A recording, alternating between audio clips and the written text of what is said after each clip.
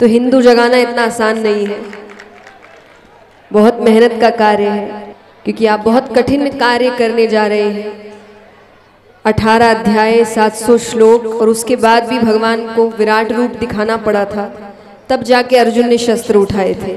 तो हिंदू जगाना इतना आसान नहीं है, बहुत मेहनत का कार्य है, पर ये कार्य वो कर रहे हैं और हम सभी उनका साथ दे रहे हैं इसमें। पर मैं एक ही बात कहना चाहूँगी आप सभी से, इस यात्रा में आप सभी शामिल हैं। कल दर्शन करके आप सभी अपने अपने स्थान चले जाएंगे, पर एक आप सभी से निवेदन है, प्रार्थना है, इस यात्रा से एक वचन अपने साथ लेकर जाएं कि आज के बाद कभी भी कोई भी आपसे पूछे कि आप कौन हैं, तो आप ये ना कहें हम ये हैं, हम वो हैं, हम यहाँ से हैं, हम वहाँ से हैं, आप कहें हम सनातनी हैं। तो ये एकता हम सब में आए कि जो भी बदलाव है कि हम ऐसे वो नहीं है, हम सिर्फ सनातनी हैं, तभी हम जाके एक साथ खड़े होंगे। तो यही इस यात्रा का मूल मंत्र है, उद्देश्य है, और आप सभी से ही प्रार्थना है। और मैं अपनी बात यही कहकर विराम करना चाहूँगी कि आप सबका उत्साह देखकर और कल इस यात्रा को सफल देखकर पूरी दुनिया में एक ही संदेश जाएगा हम सभी सनातनियों की तरफ से। पतवार के बिना ही मेरी नाव चल रही है, हैरान है जमाना, मंजिल भी मिल रही है, करता नहीं मैं कुछ भी, सब काम हो रहा है, करते हो तुम कन्हैया, मेरा नाम हो रहा है, मेरा आपकी कृपा से सब काम हो रहा है। बोलिए कृष्ण कन्हैया लाल की। ये हिंदुओं का दुर्भाग्य है, सनातनियों का दुर्भाग्य। हिंदू राष्ट्र तब बने जब बने, पर हम हिंदू बन जाएं ये बहुत ज्यादा जरूरी है। यदि हम हिंदू ही नहीं बनेंगे तो हिंदू राष्ट्र नहीं बन सकता है। यदि हम अपने आप पर, अच्छा देखो, मुसलमान कभी नहीं कहता है कि हमें गर्व है हम मुसलमान, पर हिंदू जरूर कहता है हम गर्व से कहो हम हिंदू। क्यों गर्व से कहें? हम हिंदू हैं ही हैं। गर्व तो स्वाभाविक है, उसके लिए लिखने की जरूरत क्या है, उसके लिए कहने की जरूरत क्या है? अरे गौरव है, हमारी महिमा है, हमारी पहचान है। इस देश में जन्म लेने वाला हर व्यक्ति हिंदू है। अब वो ना माने वो उसकी कमजोरी है। भाई कोई अपने बाप को बाप ना कहे तो बाप की थोड़ी गलती होती है, बेटे की गलती होती है। बेटा ही निकम्मा निकला है तो क्या कर लेंगे? बात समझ आई आप? तो हम आपसे कहना चाह रहे हैं, आपने जो परिश्रम किया, बहुत किसी को चोटें लगी, धक्का, और हरियाणा तो बड़ा गजब है, ट्रांसफार्मर पे चढ़ गए। वो तो कृपा हो वहां के डीसी साहब की, वो बगल में चल रहे थे, हमने इशारा किया उधर देखो, उन्होंने फोन लगाया, लाइट बंद हो गई, नहीं तो वो चढ़ गए थे। ब्रेकिंग न्यूज आती, बाबा की पदयात्रा में 2 लोग झुलसे। अरे उनका क्या गड़बड़ है? फिर पूछा कि भाई तुम उस पर चढ़े क्यों? बोले आप दिख नहीं रहे थे। हमने कहा ठटरी के बड़े भगवान दिख रहा कि नहीं दिख रहा था, हमें देखकर क्या करेगा? और एक बात बहुत विनम्रता पूर्वक सुनो, बुरी लगे तो ठीक है, ना लगे तो और ज्यादा ठीक है। एकमात्र धीरेन्द्र कृष्ण शास्त्री से हिंदू नहीं जगना है, आप सबको बनना पड़ेगा।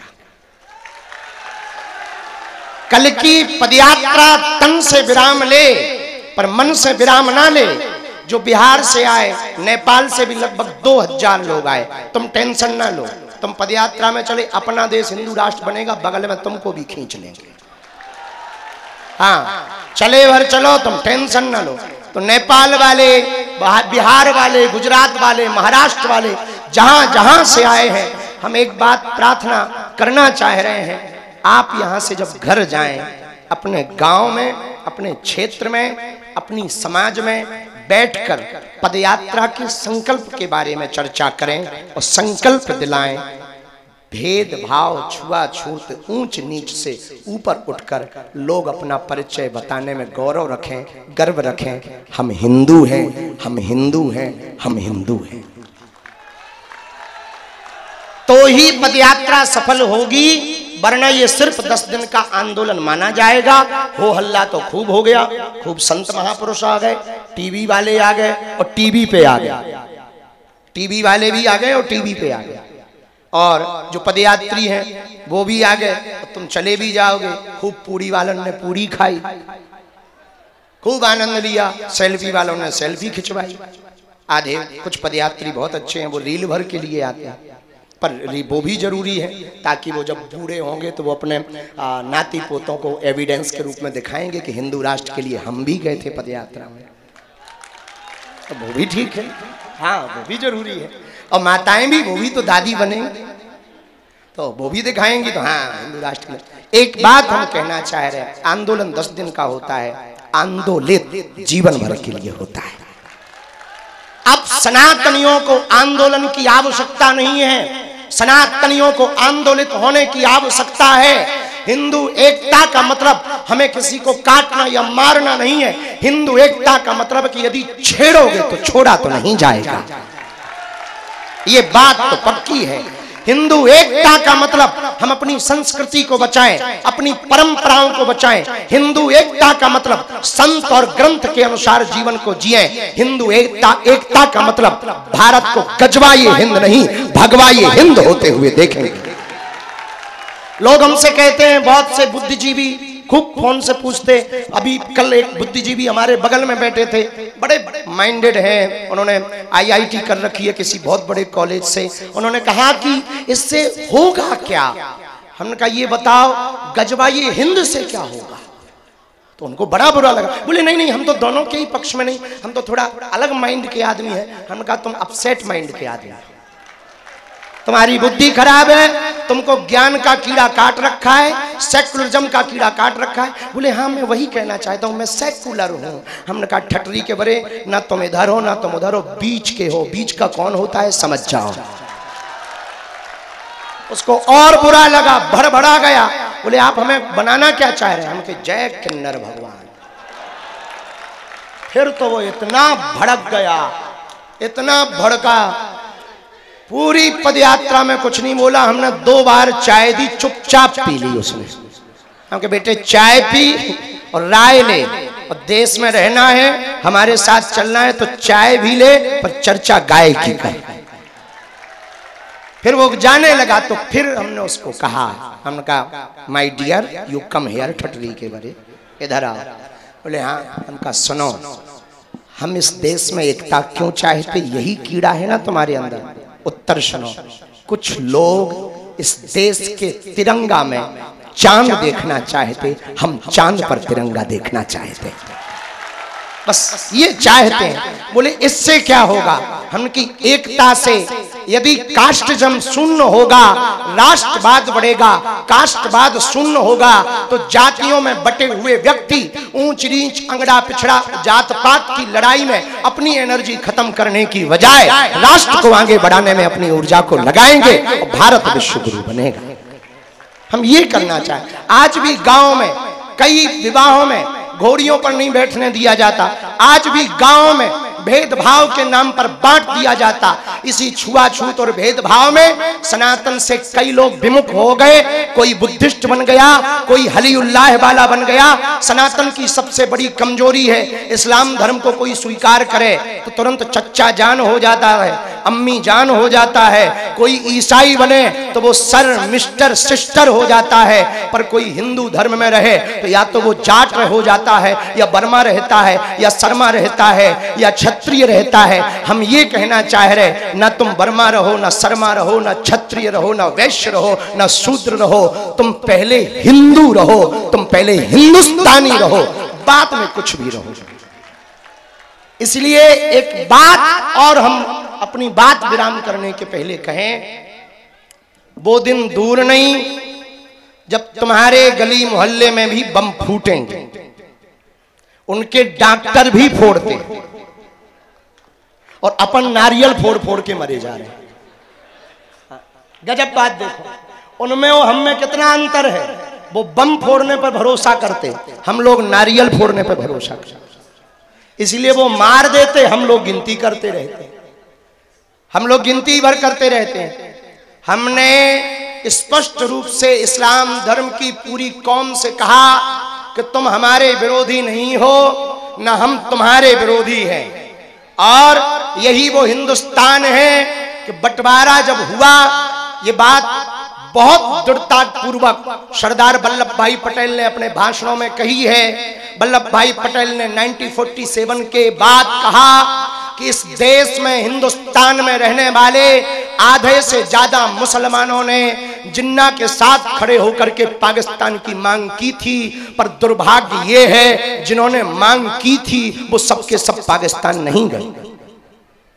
जब तुमने मजहब के नाम पर देश मांगा तो तुम्हें जाना चाहिए, कोई बात नहीं, रह गए और अच्छी बात है। हमारा तो वसुदेव कुटुंबकम का सूत्र है, हमारा तो वन वर्ल्ड वन फैमिली का सूत्र है, एक विश्व एक परिवार का सूत्र है। तुम रह गए, कोई दिक्कत नहीं। पर एक बात, हम अन्य देशों से आए हुए रोहिंग्यास, बांग्लादेशी शरणार्थी जितने भी हमारी बात को सुन रहे हैं टीवी के माध्यम से, हम एक बात तुमसे कह दें, कान खोलकर सुनो, भारत एक देश है, कोई धर्मशाला नहीं है। हमारी निमाई पाठशाला के भीतर एक सूत्र सुनाया जाता है। आज सनातन की इस एकता, निष्ठा और दृढ़ संकल्प को देखकर 2 मिनट बस वो कहना चाहूंगी। एक बार किसी भारतीय विशेषज्ञ ने एक एक्सपेरिमेंट किया। एक जार लिया, उसमें जल डाला, उस जल से भरे जार के अंदर एक मूषक को डाल दिया।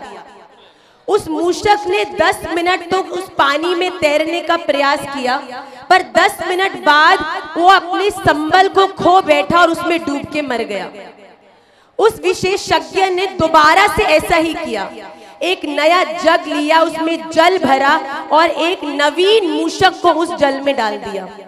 उस नए मूषक ने भी 10 से 15 मिनट तक उस जल में तैरने की कोशिश करी। 15 मिनट जब खत्म होने ही वाले थे, वो भी अपने पूरे संबल को खोने ही वाला था। उसी समय वो जैसे ही डूबने लगा, उस विशेषज्ञ ने अंदर हाथ डाला और उसे बाहर निकाल लिया। जैसे ही श्वास आई, उसमें तरंग आ गई, वो बड़ा एकदम से जीवित अनुभव करने लगा। उस विशेषज्ञ ने उसे प्यार किया, कुछ खाना खिलाया, उसको खूब देर तक लाड किया और फिर से उसी जल में फेंक दिया। अब वो मूषक तैरने लगा। पहले जो मूषक केवल 10 मिनट तैरने के बाद अपना संबल खो चुका था, वो ही मूषक अब 15 मिनट हो गए, 20 मिनट हो गए, आधा घंटा हो गया भैया, 1 घंटा भी पार हो गया, उस जल में तैरता रहा। उस मूषक ने अपना संबल नहीं खोया। क्यों? क्योंकि अब वो जानता था कि अब कोई कुछ भी कर ले, मैं डूबूंगा नहीं। मेरे पास कोई है जो जब मैं अपने संबल को खोऊंगा, मुझे उस परिस्थिति से निकाल कर पुनः मुझे बल प्रदान कर कर इस दुनिया में फिर से सत्य सनातन भगवान की जय हो ये बोलने के लिए तैयार कर देगा। मुझे ऐसा लगता है आज का जो ये हमारे निमाई पाठशाला का सूत्र था, वो हमारे पूज्य धीरेन्द्र शास्त्री जी महाराज के लिए खूब लागू होता है। भैया, इस समय दुनिया में हर व्यक्ति अपनी अपनी परिस्थितियों में उलझकर अपने जीवन को बड़ा कठिन बनाता है। अरे भैया, कुछ यहाँ आके देखिए, कुछ ऐसे लोगों का भी दर्शन करके अपने जीवन को सफल बनाइए जो केवल स्वहित के लिए नहीं, बल्कि नाहम विप्रो नच नरपति नापी वैश्यो न शूद्रो नाहम वर्णी नच गृहपतिर्नो वनस्थो यतिर्वा किंतु प्रोतिर निखिल परमानंद पूर्णामृताब्देर गोपी भरतु पद कमलयोर दास दासानुदासः शरदुदाशये साधु जात सत्सरसि जोदर श्री मुषादृश सूरतनाथ ते अशुल्क दासिका वरद निघ्नतो नेह किम वदा। जिसने केवल मुंह से बताया नहीं है बल्कि करके बताया है कि एक ठाकुर जी के चरणाश्रित, उनके दासों के भी दासों के दास का चरित्र कैसा होना चाहिए। मैं बहुत प्रेरित हूँ, मैं बहुत अपने आप को आज बलशाली अनुभव कर रही हूँ। आप सब भी कल कल के बाद अपने अपने यथास्थानों पर चले जाएंगे। पर भैया याद रखना, हम सब उस मूषक की तरह हैं जो जल में, इस संसार रूपी जल में जाएंगे। हो सकता है वहां प्रचार करने में, सनातन के लिए खड़े होने में कठिनाई हो, पर डरिएगा मती, क्योंकि अगर आपके हाथ पर आपके सर पर श्री राधा रमन लाल का वरिष्ठ कर कमल है, तो आपको इस दुनिया में सनातन का प्रचार करने से कोई भी रोक नहीं सकता। इस सनातन यात्रा का उद्देश्य किसी अन्य धर्म को नीचा दिखाना नहीं, बल्कि सभी सत्य सनातनियों को उनके बल का दर्शन कराना है। भैया खूब आनंदित रहिए, महाराज जी के स्वास्थ्य के लिए भी खूब प्रार्थना करिए। हम देख रहे हैं हम लोग कि कितना स्वास्थ्य भी प्रतिकूल है, कितनी और स्थितियां भी हैं, पर महाराज जी सबको साइड में रखकर केवल हम सबको बल देने के लिए इस यात्रा को कर रहे हैं। तो हम सब भी प्रार्थना करें, क्योंकि जितना बल प्रार्थना में है उतना किसी में नहीं है। मैं राधा रमन लाल के चरणारविंद में महाराज जी के लिए खूब खूब प्रार्थना करूंगी। महाराज श्री के लिए और सभी जो भी संत विराजमान है, मैं सभी के चरणों में दंडवत प्रणाम करके अपनी वाणी को विश्राम करती हूँ। श्री राधा रमन लाल की, सत्य सनातन धर्म की। श्री राधे।